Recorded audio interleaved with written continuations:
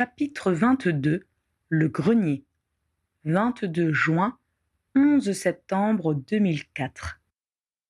On parla beaucoup politique au terrier les semaines qui suivirent l'élection du maître de la guilde des artisans. Ron faisait lentement le tour de tout ce qui avait été décidé par son prédécesseur et découvrait les comptes qu'il avait laissés avec l'aide de Mrs. Whitehorn. Durant les réunions familiales, il exposait ses doutes et les problèmes qu'il n'arrivait pas à résoudre. Personne dans l'assistance ne lui disait ce qu'il devait faire, mais les questions naïves ou techniques de sa famille lui permettaient souvent de se décider ou de déterminer la solution la plus adaptée à ses valeurs. Ron se retrouvait avec assez peu de moyens car le trésor de la guilde était en grande partie investi dans différentes compagnies.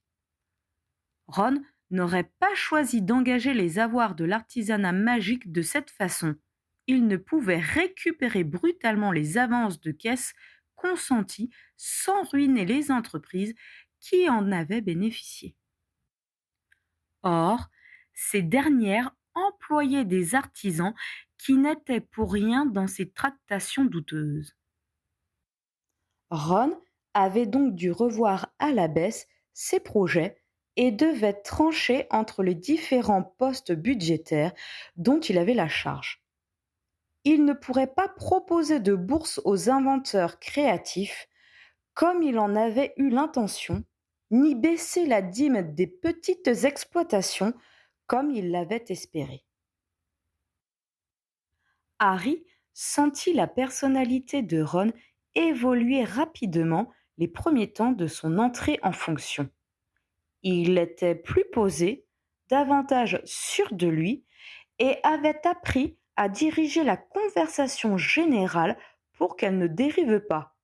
Ce qui n'était pas une mince affaire avec des personnes aussi expressives que pouvaient l'être les Weasley et les multiples interruptions dues aux 4 enfants. Il savait également repérer ceux qui avaient une idée, mais n'arrivaient pas à l'exprimer dans le feu de la discussion. La calme Andromeda avait des avis intéressants, mais il lui fallait être encouragé pour les exposer. Ron arrivait tout autant à lui donner la parole que limiter les envolées de Percy qui avaient tendance à devenir terriblement prolixes quand il discourait sur un sujet qu'il maîtrisait. Malgré ce travers, Ron n'hésitait pas à solliciter l'avis du chef du département de la coopération magique internationale dont le savoir était précieux. En effet, Percy avait une connaissance aiguë des mécanismes de l'administration et pouvait indiquer à son frère quelle personne contacter au ministère pour obtenir un renseignement ou proposer un partenariat. Ron redécouvrait aussi la popularité. Après la bataille de Poudlard, associé au triomphe de Harry, il recevait les salutations d'inconnus, ce qui ne lui déplaisait pas, car il n'était pas mécontent qu'on reconnaisse ses exploits. Cette renommée avait également été profitable au commerce qu'il avait repris avec son frère.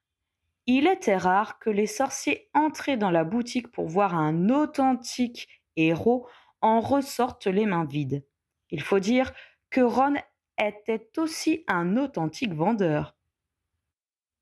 L'ardeur populaire avait ensuite faibli, puis avait été ravivée par son entrée dans le cercle très fermé des personnages figurant sur les cartes de Choco-Grenouille.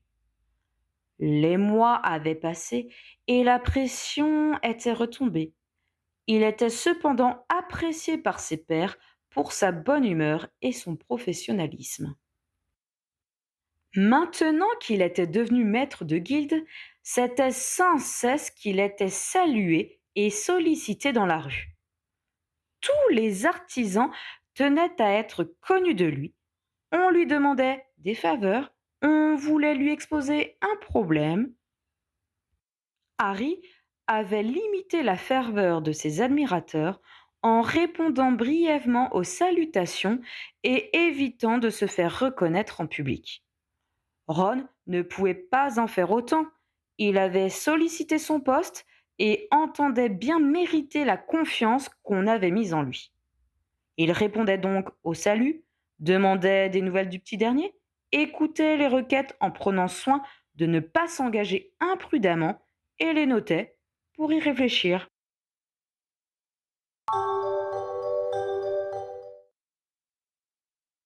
Harry dut également faire face aux conséquences de sa popularité. Au début du mois de juillet, Demelza, qui allait bientôt passer les examens validant sa seconde année chez les Aurores, vint lui demander s'il pouvait entraîner sa promotion comme il l'avait fait l'année précédente.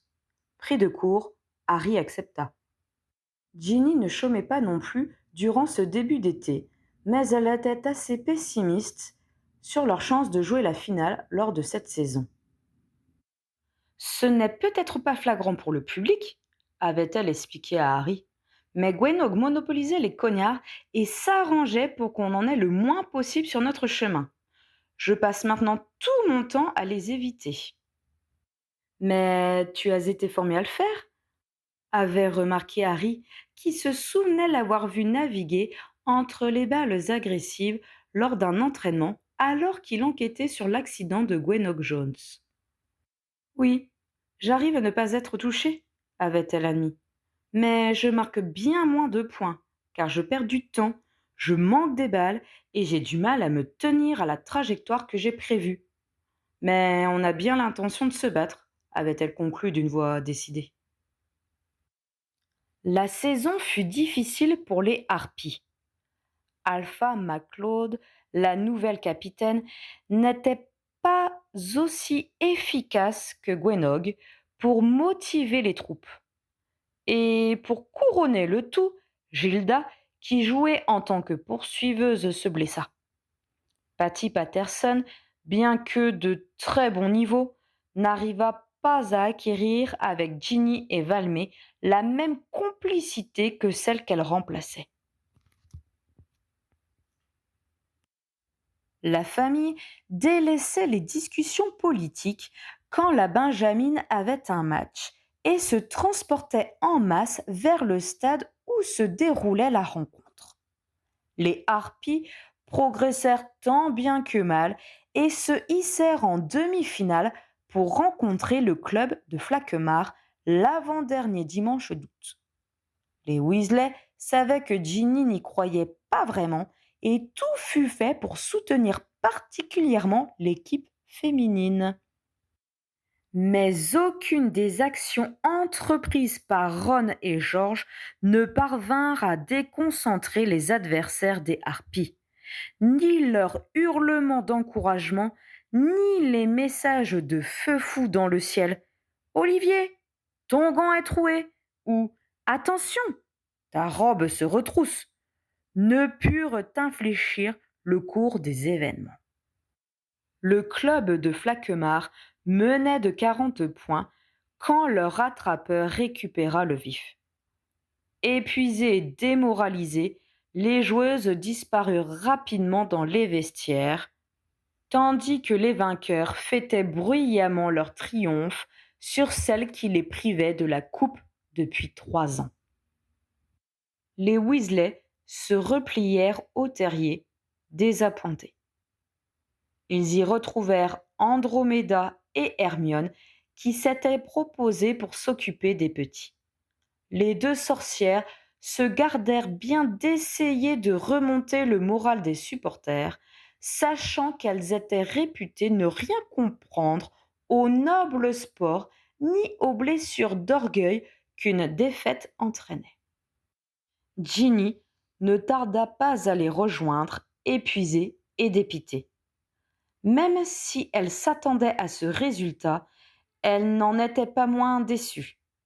Elle desserra à peine les dents et ne répondit pas quand les membres de sa famille lui assurèrent qu'elle avait très bien joué. Prétextant la fatigue, elle souhaita rentrer chez elle avant l'heure du dîner.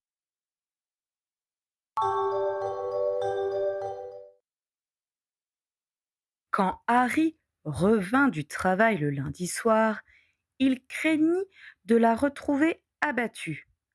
Mais elle lui sourit lorsqu'il rentra dans le salon où elle était en train de lire la Gazette du sorcier. Ça te dirait de faire un voyage demanda-t-elle. Il y a des prix spéciaux pour une croisière dans le triangle des Bermudes.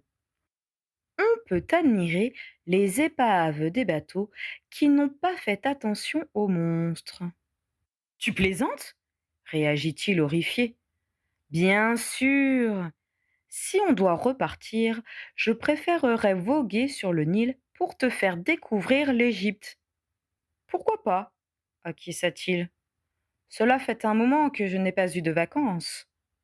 On pourrait y aller en avion, dis. J'adore ce mode de transport, fit-elle en lui rappelant leur dernière excursion à l'étranger. Ce n'est pas la porte à côté, opposa-t-il. Il vaudra peut-être mieux prendre un porte au loin cette fois-ci. D'accord, je m'en occupe demain.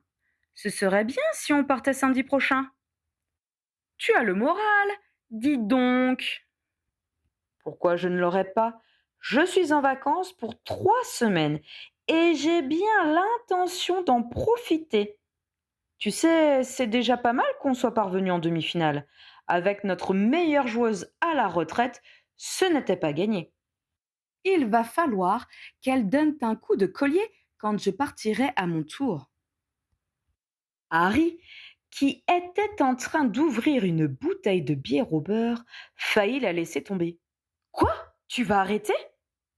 Pas tout de suite, mais je commence à y réfléchir. Il la dévisagea, tentant de savoir ce qui la motivait. Ginny, tu as vraiment bien joué hier, assura-t-il. Oh Harry, ce n'est pas parce qu'on a perdu que j'envisage de me retirer. Mais on est mariés maintenant. Cela ne me dérange pas que tu continues, commenta-t-il. Je sais, j'ai eu de la chance de tomber sur quelqu'un comme toi.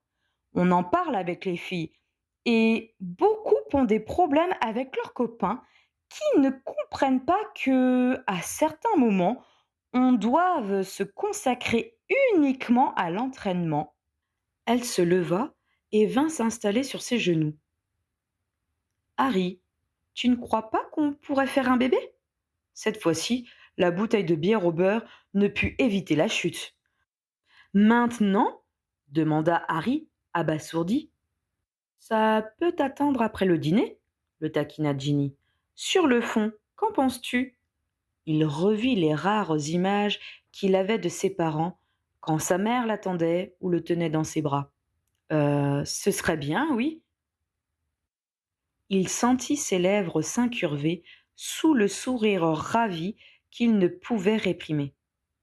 On commence quand? Demanda-t-il. Je ne prendrai pas ma potion anticonception à la prochaine lune, promit-elle. C'est le 30 ce mois-ci. Ce lundi, je note, affirma Harry, bien décidé à être à la hauteur de sa mission. Pose tes vacances dès demain. Mettre un bébé en route en voguant sur le Nil, ce serait le rêve. On n'est déjà pas loin de la perfection, lui assura-t-il en l'embrassant. Harry obtint ses congés et Ginny prit leur billet. Comme la fois précédente, ils optèrent pour le côté moldu, ce qui ajoutait encore à l'exotisme et avait le bénéfice de l'anonymat. Ils se rendirent en porte au loin à Luxor, d'où partait leur bateau. L'embarcation était moins luxueuse que lors de leur dernière croisière, mais on ne peut pas être en voyage de noces chaque année, avait décrété Ginny. La semaine écoulée, ils abandonnèrent avec regret la chaleur estivale pour rentrer dans une Angleterre moins clémente. Pour se consoler de la fin de leurs vacances, ils avaient réservé leur place dans un avion et apprécièrent leurs 5 heures de vol.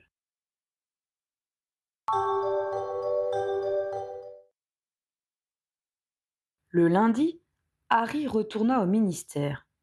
Ginny avait encore une semaine de tranquillité et décida d'en profiter pour passer un peu de temps avec chacun des membres de sa famille. Le jeudi, Harry était à son bureau quand un de ses collègues lui dit « Une personne pour toi ». Il leva la tête. Une Sarah, un peu embarrassée, se tenait devant lui. Rien de grave, s'enquit-il, craignant qu'elle vienne lui annoncer une mauvaise nouvelle concernant son cousin.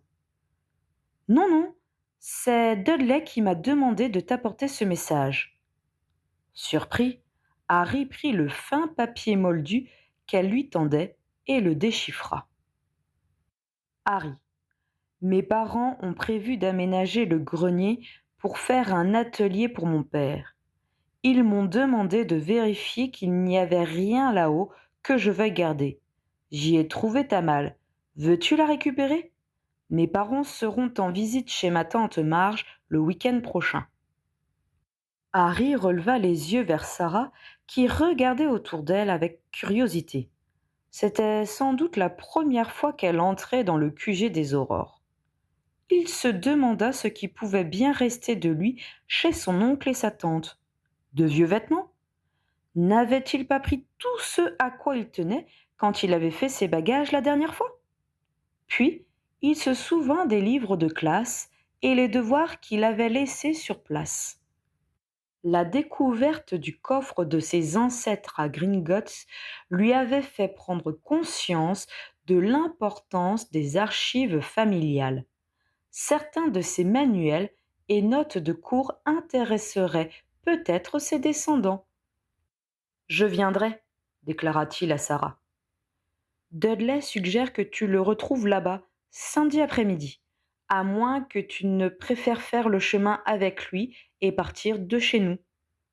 Je m'y rendrai directement, décida-t-il. À quelle heure faut-il y être? 2 heures, ça te va? Parfait, remercie-le pour moi. Je n'y manquerai pas, bonne journée. Elle lui sourit et repartit. Le samedi matin, Harry se demanda comment il allait s'y rendre. En prenant la cheminée la plus proche? Il repoussa cette possibilité. Il ne manquerait plus qu'une voisine ne le voie entrer dans la maison et en parle à sa tante. Même s'il modifiait son apparence, on risquait de s'étonner de voir Dudley recevoir un ami en l'absence de ses parents.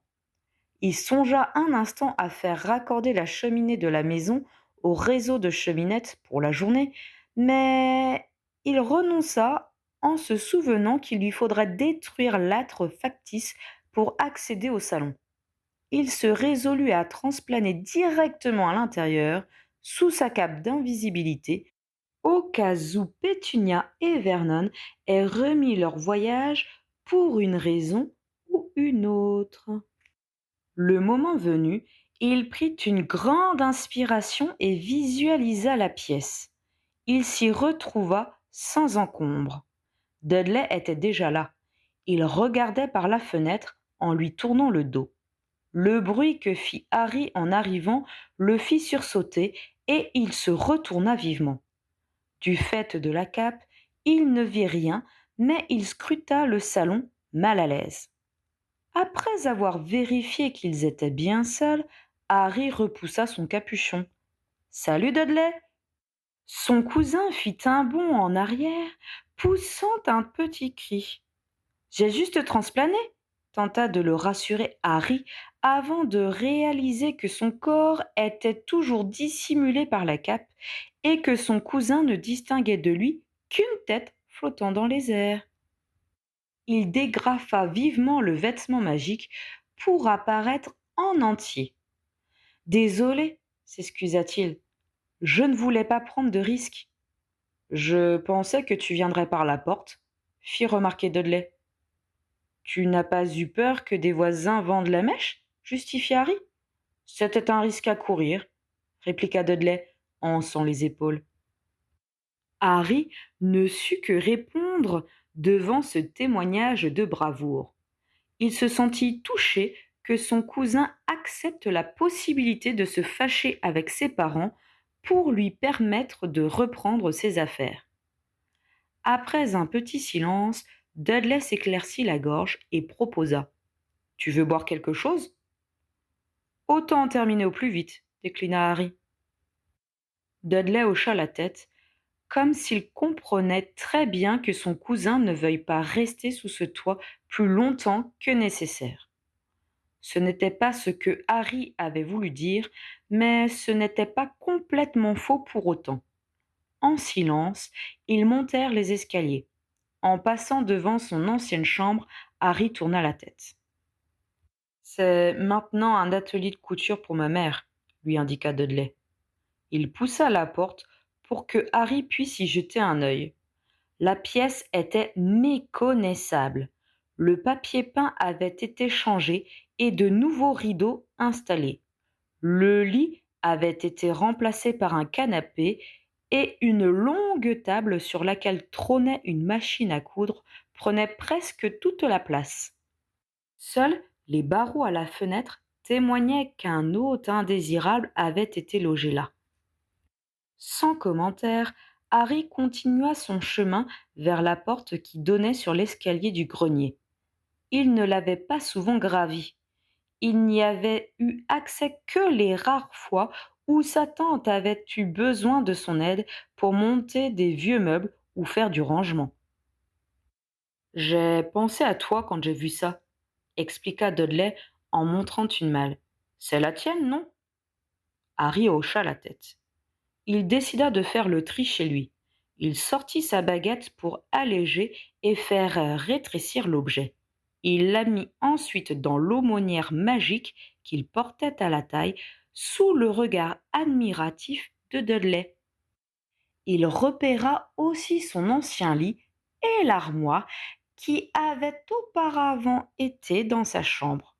Piqué de curiosité, il commença à faire le tour de l'endroit.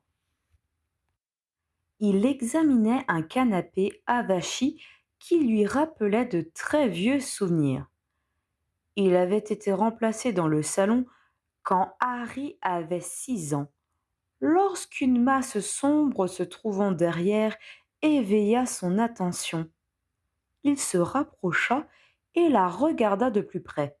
Son sens de l'observation ne l'avait pas trompé. C'était bien une mâle sorcière. Elle avait bien servi, ainsi qu'en attestaient les éraflures et une bosse causée par un choc. Il vit 2 initiales dorées sous le fermoir. L.E. Il la contempla, partagé entre la joie de l'avoir trouvée et un ressentiment aigu envers sa tante. Cette malle était son héritage à lui. Elle aurait dû la lui montrer des années auparavant. À l'époque, il n'avait aucun souvenir de sa mère et il en avait souffert. Mais Pétunia n'était pas là, et le temps avait passé. D'un sort, il attira l'objet et lui fit subir les mêmes sortilèges qu'à sa propre malle, avant de la prendre et la ranger à côté de l'autre. Il termina son tour et, quand il fut certain qu'il n'y avait plus rien qui ne lui appartienne, il déclara « C'est bon, on peut y aller ». Dudley, qui l'avait regardé œuvrer sans rien dire, le précéda et ils se retrouvèrent rapidement au rez-de-chaussée. « Tu repars de la même façon ?» demanda Dudley. « Je pense. »« Oh !» se reprit-il. « Je vais plutôt en profiter pour passer dire bonjour à Mrs. Figg. Ça lui ferait plaisir. » « Sans doute, » convint Dudley. Harry s'avança vers la porte d'entrée en dépliant sa cape. En passant devant le placard de l'escalier, il s'arrêta brusquement et, sous l'effet d'une soudaine impulsion, en ouvrit la porte. Il vit du coin de l'œil le mouvement surpris de son cousin, mais il n'y prêta pas attention. Il regardait l'espace exigu, désormais empli de chaussures et de manteaux. C'était encore plus petit que dans son souvenir. Il se demanda comment on avait pu faire entrer un lit dedans. Il serra les dents et referma le battant. Ce faisant, il vit que le verrou qui permettait de l'enfermer, quand il se rendait coupable d'une action punissable, était toujours en place. Il repoussa la colère qui menaçait de l'envahir. Cela ne servait à rien de s'appesantir sur ce qui s'était passé. Il pivota et son regard tomba sur Dudley. Son cousin le fixait, blême, visiblement bouleversé. Harry eut presque envie de le rassurer, de lui affirmer qu'il ne chercherait pas à se venger.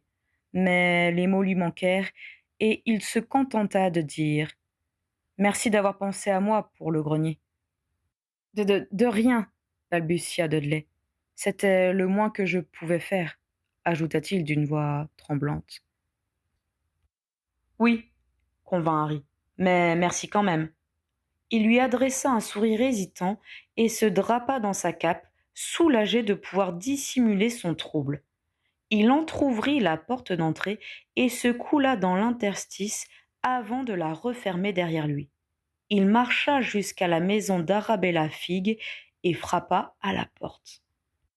La vieille femme fut ravie d'entendre sa voix et le fit immédiatement rentrer chez elle.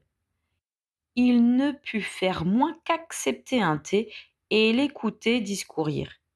Il se sentit reprendre pied, retrouver doucement sa sérénité. Un chat lui sauta sur les genoux, manquant de lui faire renverser sa tasse.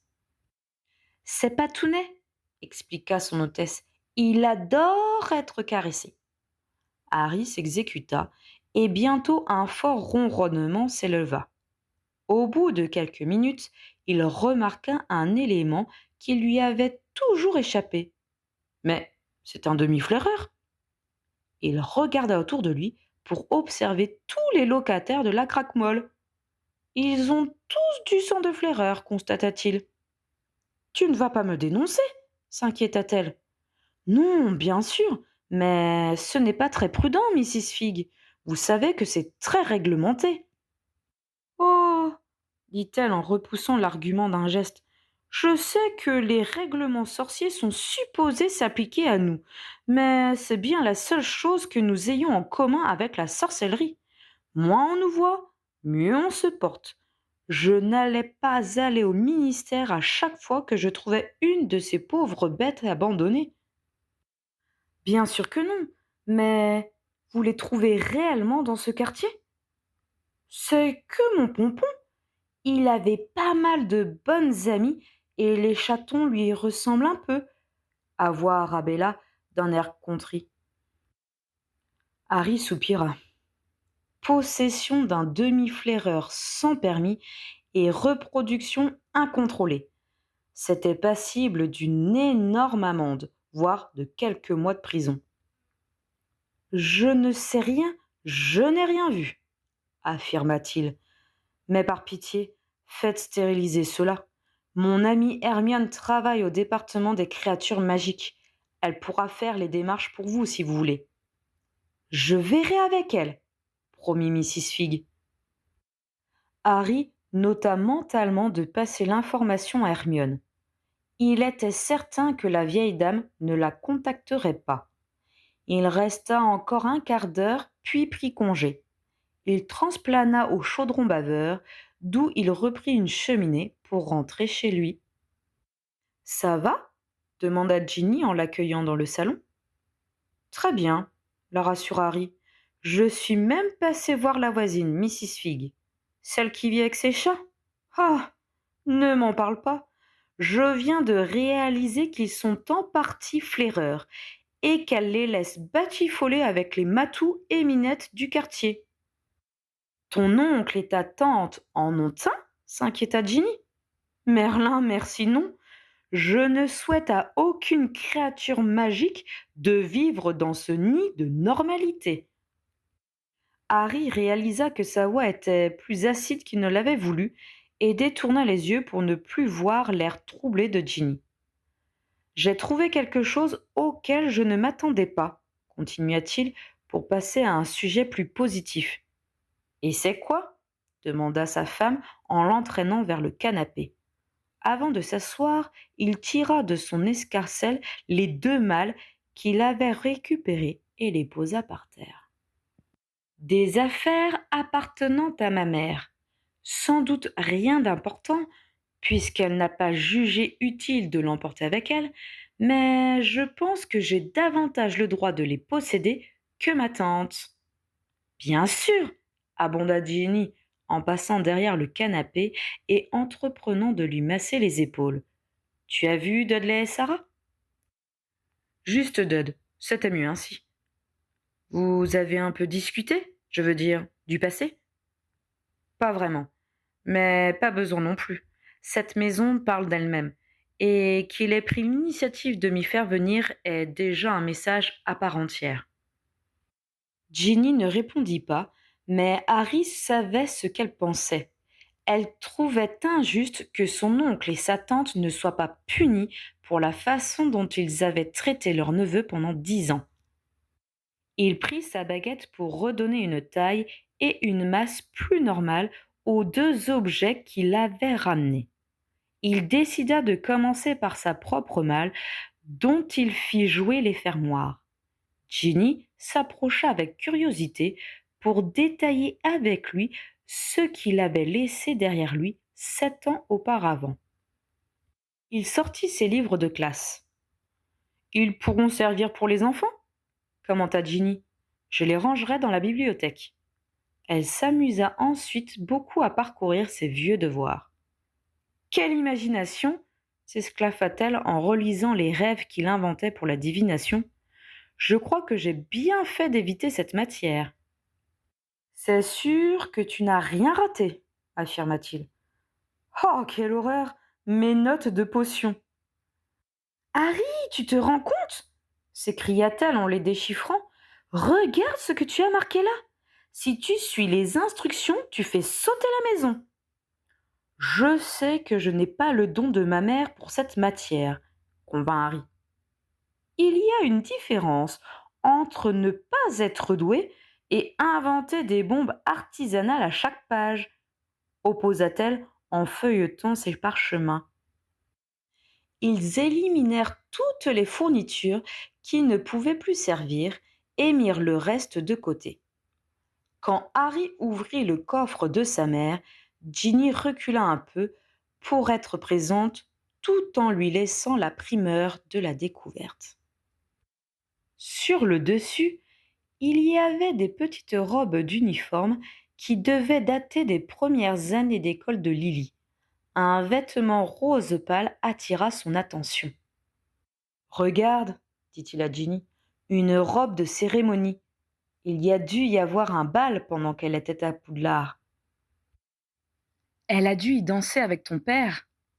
Pas sûr. Vu la taille, ça devait être en 5e ou 6e année. Plus de chance que ce soit avec Rogue. Tu imagines Rogue danser, toi? Non, mais si quelqu'un a pu l'entraîner sur une piste, c'est bien ma mère. Ils parcoururent ensuite les notes de cours et les devoirs. C'est vrai qu'elle était bonne, remarqua Harry en montrant les commentaires dithyrambiques de Slughorn. Même McGonagall lui fait des éloges, renchérit Ginny impressionnée. Il y avait aussi de la correspondance. Toutes les lettres que Lily avait reçues de sa famille quand elle était dans le monde sorcier. Les premières années, il y avait quelques mots de Pétunia lui racontant des anecdotes de fillettes. Mais très vite, seuls Violette et Donald Evans avaient écrit à leur fille. Harry fut touché par l'amour qui se dégageait des phrases couchées sur le papier. Enfin, au fond de la malle, il y avait les livres de classe. La plupart correspondaient à ceux que Harry avait dû acheter sur le chemin de traverse. « J'aurais tellement aimé avoir cela, soupira-t-il. Et moi, j'aurais tellement aimé en avoir des neufs, dit Ginny en écho. Ils échangèrent un sourire ironique, puis Harry saisit le manuel de potions de 6e année. Oh, regarde, elle aussi a mis plein de notes personnelles. Tu crois qu'elle et Rogue échangeaient leurs trouvailles? Peut-être. Il faudrait comparer les deux exemplaires.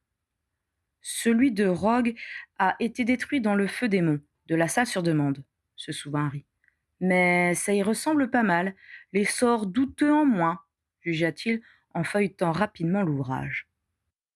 Tiens, je n'avais jamais pensé à mettre de l'essence d'orange dans la pimentine, s'étonna Ginny, qui lisait désormais au-dessus de son épaule. Ce n'est pas bête, le goût doit être bien meilleur. Celui-là, je vais l'étudier, décida Harry. Cela me permettra peut-être de moins me ridiculiser quand je dois me prononcer sur une potion. Quand ils eurent fait le tour, Ginny suggéra de faire brûler dans le poêle de la cuisine ce que Harry ne voulait pas conserver. Ils commencèrent à ramasser le tas qu'ils avaient mis de côté. Mais c'est quoi ces vêtements? S'écria-t-elle en saisissant un vaste t-shirt grisâtre et détendu. Je ne les donnerais même pas à un elfe. Dudley les aimait bien, fit valoir Harry. Mais Ginny était révoltée à l'idée qu'on lui ait fait porter ce haillon.